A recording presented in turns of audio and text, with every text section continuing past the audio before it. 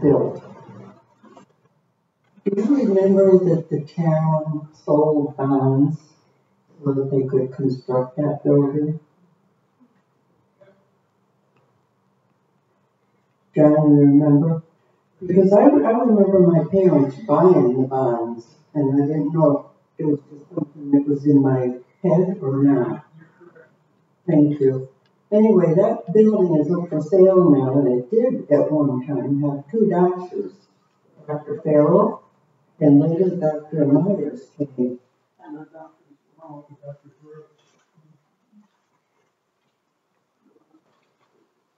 Later on, it became a veterinarian clinic, and now it was a Pizza Plus, and now it's up for sale again.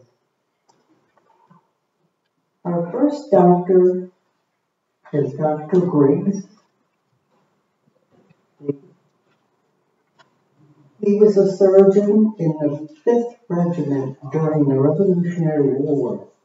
He's the son of Deacon Joshua and Joanna Chapman Griggs, and the husband of Nancy Stearns Griggs. He died in town at the age of 43, and he is buried in the Stephentown, also known as Baptist Cemetery.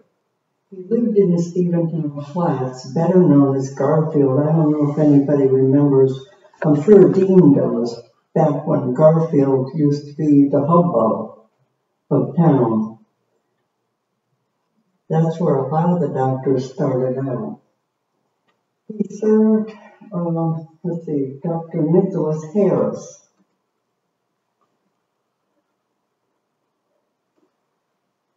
Oh, this is showing the primitive ways. Back in the day, there wasn't even ether or chloroform. That didn't come about until the 1840s. So can you imagine having to deal with some of these things? How about an operation without any kind of anesthesia? Dr. Nicholas Harris.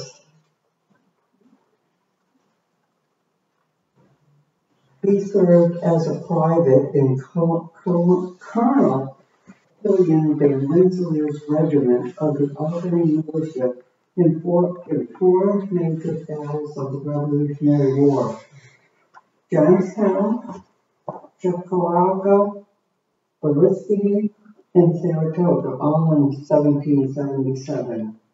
He married Phoebe Tibbets on February 25th, 1773, and they had 13 children. He was also a charter member of Rensselaer County Medical Society, organized in 1806.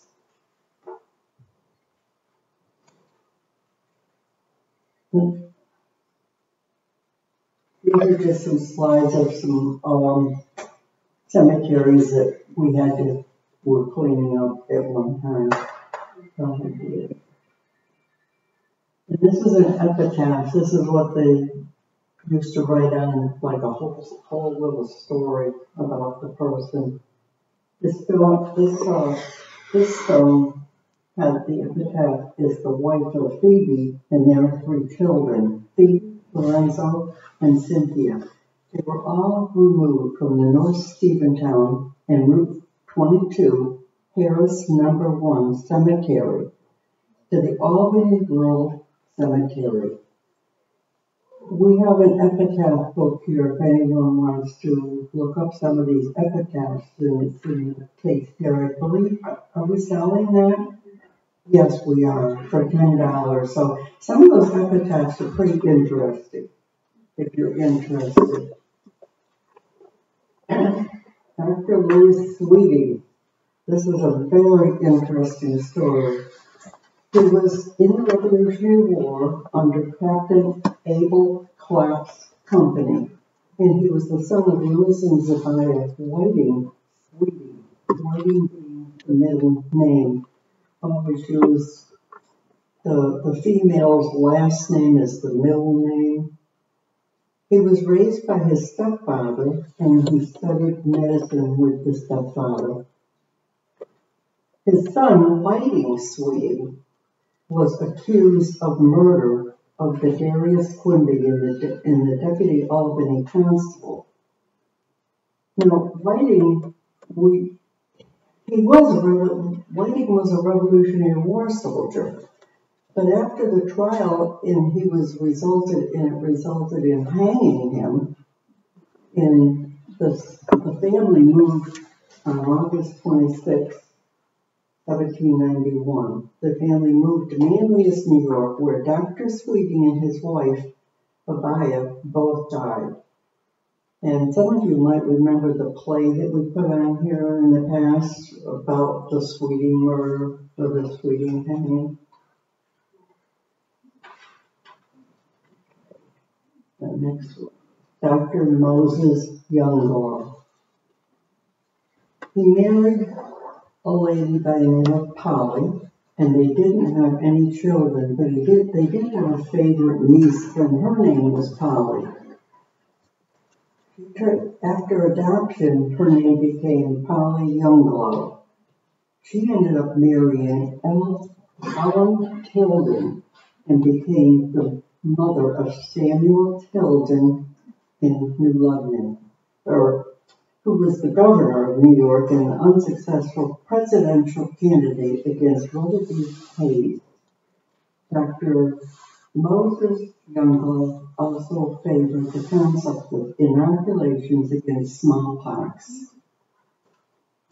Our next doctor was Elizabeth Blackwell. She was born 40 years prior to the time of Antoinette Russell, our first female doctor.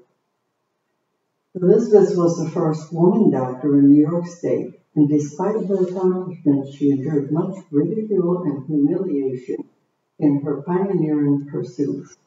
She returned to New York and established a medical practice in New York City in 1851.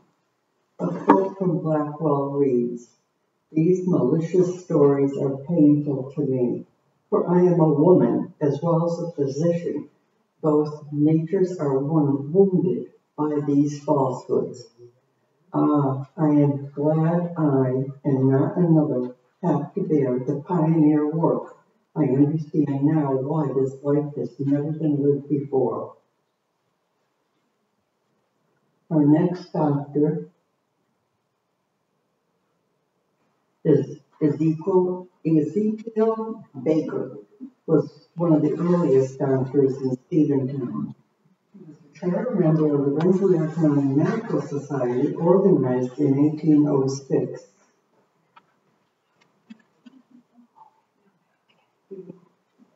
And probably one of the earlier settlers, per Sylvester's 1880 history. He was a resident of Stephentown, according to the census records of 1790. He married a woman by the name of Harriet, who was born in December 1796, and she died in 1872.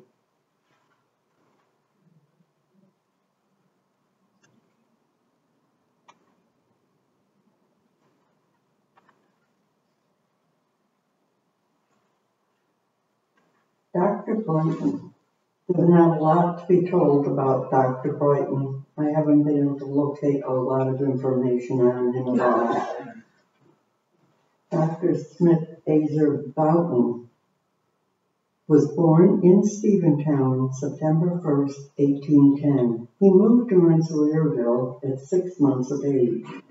He graduated from the Academy at Cambridge in 1831 and then moved to Delhi, Delaware County, New York. He settled in Glens Falls, New York. He moved back to the Alps in 1839 and he married Mary E. Bailey from the Alps. He's buried in the Sand Lake Union Cemetery, and he died November 14, 1888. His roadside marker is in the front of the home where he lived on Route 43 in the Alps in 1839. He was a leader of the anti-rent wars. He was arrested and sentenced to life imprisonment, and he was later later released when the new governor rescinded his sentence. And this next slide shows his place of rest with his stone. Some of these stones are pretty elaborate. Frederick Carpenter. He was the son of Benjamin H. and Asenath Carpenter. He was born in Stephentown in the late 1790s. He studied medicine with Dr. Thomas and Dr. Tanner around 1835. He's buried at College Hill Cemetery, St. Clair County, Lebanon, Illinois. In his will, he left the sum of $5,000 to Stephentown, the interest to be applied to the school here. The next doctor is Dr. Carr, and this is the one I have the most information on. Dr. Carr was born in Stephentown, Rensselaer County, New York in 1819. He was educated in the Rensselaer Polytechnic School, Troy, New York, where he received the degrees of Bachelor of Science in Civil Engineering. He was 3 years an assistant in the New York Geological Survey. He graduated from Castleton Medical College, Vermont, 1842, where he was the professor of chemistry and physiology. 11 years. He was also professor of chemistry and pharmacy in the Philadelphia Medical College, Pennsylvania. In 1853, he was appointed professor of chemistry in the Albany Medical College and of chemistry applied to the arts in the university. This guy was really accomplished. In 1856, he was appointed professor of chemistry and natural history and of agriculture chemistry in the State University of Wisconsin, also a regent of this university. He was one of the commissioners appointed to make geological survey of the state. He was acting professor of chemistry in the Rush Medical College, Chicago, for a period of 3 years. In 1868, he moved to California. In 1869, was appointed professor of agriculture, chemistry, and horticulture in the University of California.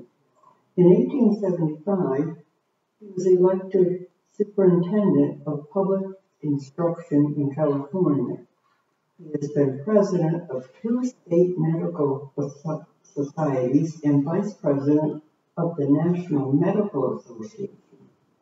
He's been a member of the American Association for the Advancement of Science since his foundation has been a constant contributor to medical and educational literature, and the author of work issued 1865 entitled Patrons of Husbandry of the Pacific Coast. Next doctor. Dr. Clarence Chandler practiced allopathic medicine, which is more traditional methods of today.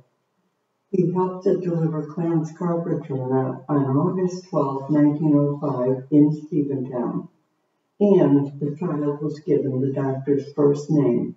This is where the nickname Doc came from.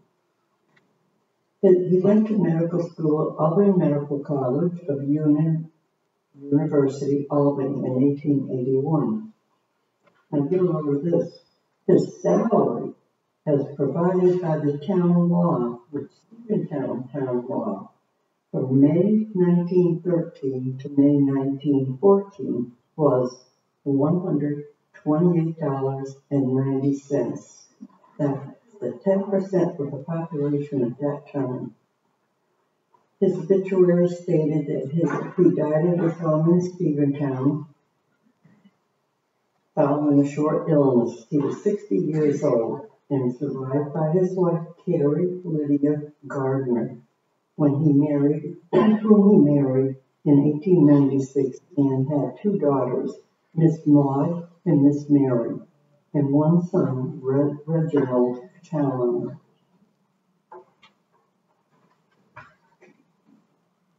The next doctor is Dr. Day, and I don't have a lot of information on him as well.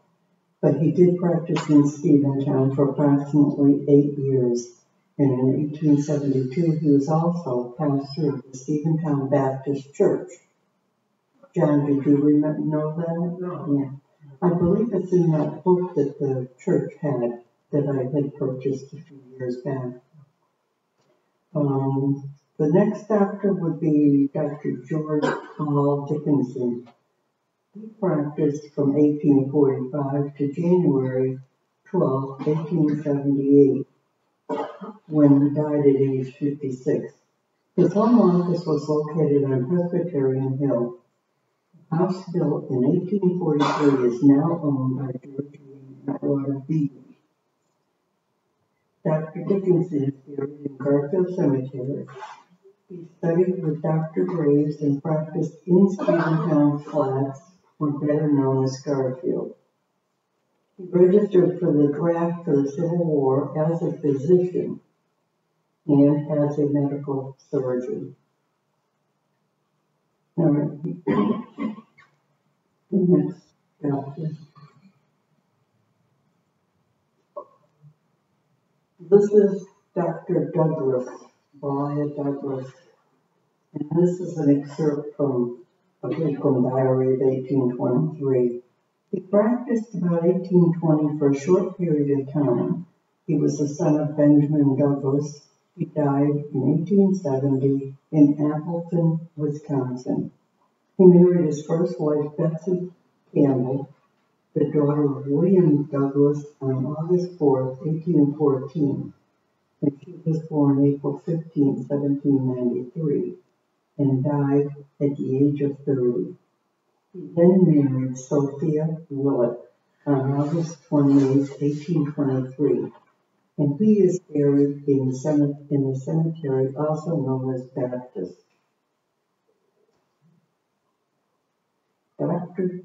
Elijah Graves. He studied with Dr. Graves and practiced for years in Stephentown Flats, or better known as Garfield.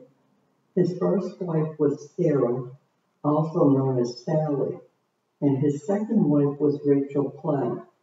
He was a member of the Friendship Masonic Lodge number 95.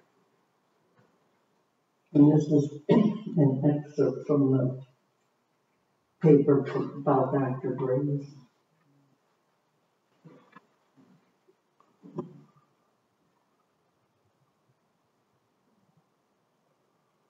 Our next doctor was Dr. Augustus Jones. He was born in 1829 and died August 24th, 1890, age 62. He is buried in Presbyterian Cemetery. He was the son of Stephen Van Rensselaer and Harriet Jones. He was the husband of Frances Elizabeth Traveler. Next doctor is Dr. Jeremiah Jones. And I don't have a lot of information on him either, except for what's on the screen.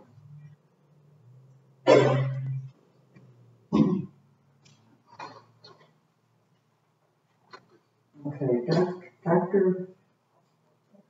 Merriman is another one I don't have a lot on. According to the Holcomb Diary, Dr. Merriman was from Richmond, Mass. He did a lot of doctoring to the people in Stephentown. And that's about all we know. Okay, this is Dr. Calvin Party. He's buried in East Nassau Cemetery. He married Rachel Johnson. Their daughter was Asenath Party Carpenter. He was probably one of the earliest settlers per Sylvester's 1880 history. We also have that book for sale if you're interested. Dr. Platt is our next doctor. He He prepared for college at the Academy of Lenox, Berkshire County, Massachusetts, but as he was about to enter, he was suddenly attacked with an inflammation to the eyes, which compelled him to relinquish the idea of a college course. In 1825, he began to study medicine and surgery in the office of Dr. White of New Loveland, New York, where he remained for 2 years. He then entered the office of Dr. John D. Lemaitre of Sheffield, Massachusetts, and continued with him until 1829, in which year he graduated at the Berkshire Medical College. In 1830, he commenced the practice of medicine at Port Gibson, Ontario County, New York, and remained until the spring of 1832, when he moved to Ann Arbor, Michigan. 10 years later, Dr. Platt went to the Grand Rapids, where he resided. And in the fall of 1832, he married Lorella Smith, daughter of Stoddard Smith, a prominent lawyer of Greene County, New York. Dr. Platt was regarded as one of the best physicians in Grand Rapids. It was said that he was a straightforward, conscientious gentleman of the old school.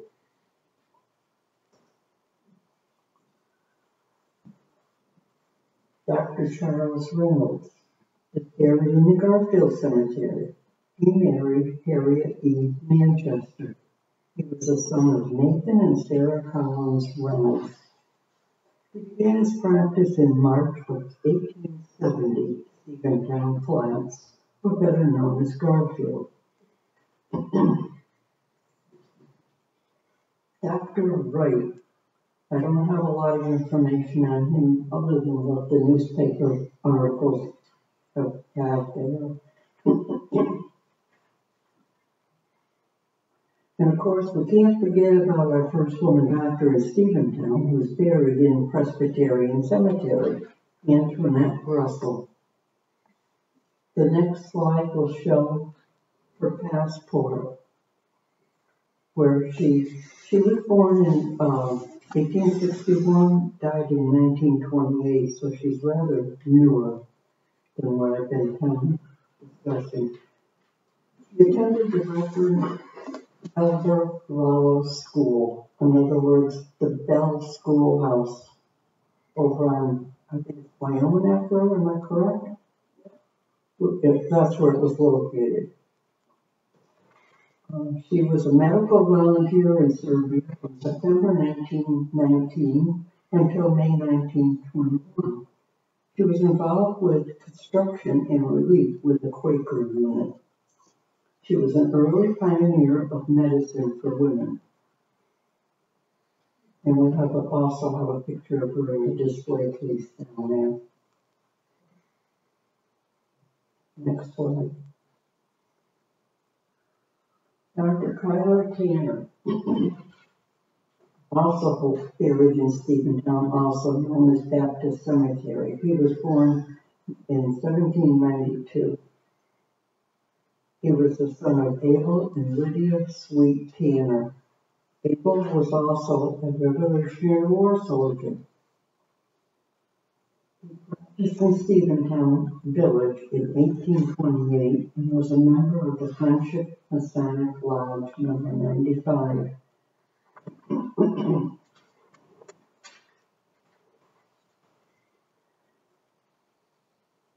Philander Thomas was awarded honorary medical degrees by Berkshire Medical College, Pittsfield, Mass. in 1837, and Castleton Medical College, Vermont in 1848. He was president of the Rensselaer County Medical Society in 1859 to 1860. The next slide shows the census record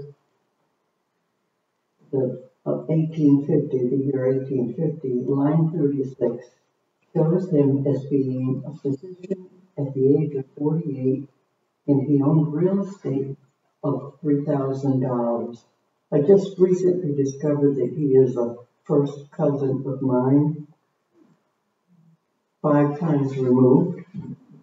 There's a softcover book here that was left by the author, Thomas A. Thomas, M.D., entitled Some Descendants of John Thomas of Jamestown, Rhode Island, in which my biological father is referenced. It has a lot of interesting people in the Thomas genealogy. If anyone is interested, they can borrow the book from our library. If you want to see Deb, she'll help you out there. Otherwise, I do have a copy myself that I can loan out. Next. Silas George Thomas. He lived in the house across from Andrew Doty's home. I don't know if any of you remember where Judge John Esposito lived. That's the house we're talking about. It was the Berry house at one time. He ended up marrying the daughter of the Berrys. Her name was Patience Abigail Berry, and they were married in 1793. He's also a relative. He was the son of Peleg and Russell Aylesworth Thomas, who was also a Revolutionary War soldier. Dr. Wells is another one I couldn't locate much information on.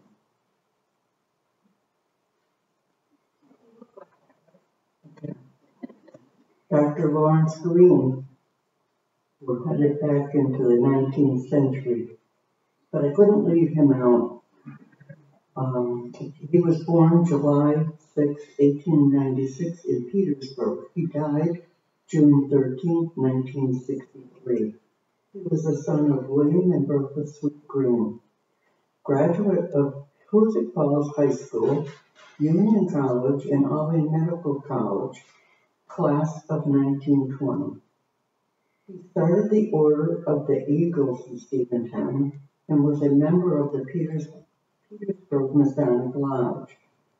He was a good catcher on the Stephentown baseball team, sponsored by McClintock's Chevrolet in the 1920s and 30s. He was a doctor in Stephentown for a period of 42 years. He is buried in Senator Earl Cemetery. His wife, Norma Lewis Green, died in 1958. The little story I want to tell here before we end is, everyone knows where the Federated Church is. Next door to that is the parsonage. And before that, it's no longer standing. It was a 2-story home where my grandparents lived, and they had 7 children. The oldest daughter was married to Boughton Hassan's son, Bernie. She was pregnant. Now, whether she was visiting the home or they were all living together at the time, whatever, I don't really remember, but my younger uncle in that group delighted in telling the story about Dr. Green coming to deliver the baby. And while he was in the house delivering the baby, my uncle was outside climbing a tree and fell out of it and needed stitches. And Dr. Green left my aunt's side and went out and got him stitched up and went back in and finished doing the delivery. Now, my uncle enjoyed telling that story.